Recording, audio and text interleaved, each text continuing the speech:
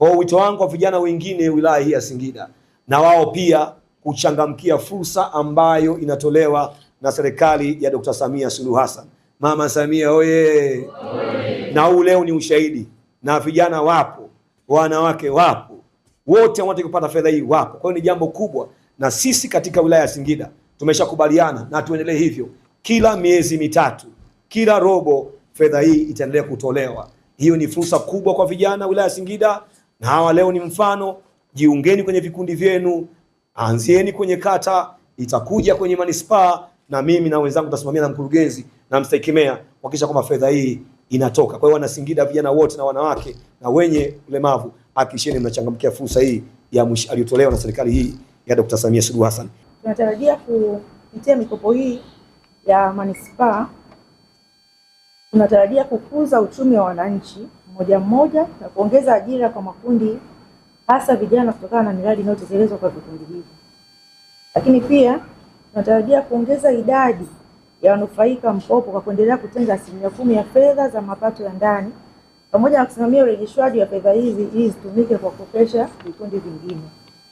Mikopo hii ikawa na manufaa kwenu, sio ikawa mikopo ya kujirusha na mambo mengineyo. Ikawa lete manufaa ili angalau toke hatua moja kwenda hatua nyingine.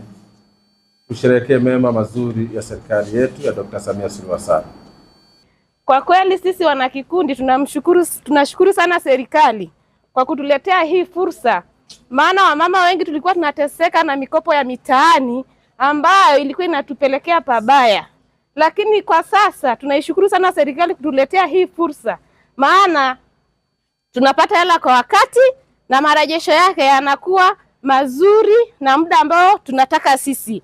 Kwa hiyo nitoe rai kwa vijana na wote ambao mmechukua mkopo, jamani, tujitahidi ili tuweze kurejesha mkopo huu, wenzetu nao waweze kupata, au ikiwezekana na sisi wenyewe tuweze kurudia kuchukua mkopo ili tuendelee kujiendeleza. Sawa jamani?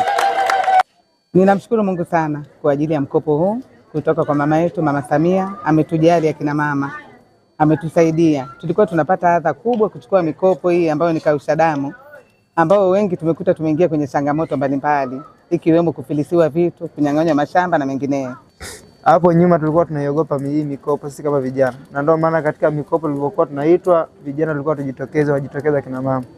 Tunaiogopa hii mikopo kwa sababu tunaogopa tutafilisiwa, kwa sababu mitaji yetu unakuta ni midogo, cha kuzalisha unakuta mathalan ni kidogo. Sasa kwa kutokana na mitaji kutokana na tumeshaongezewa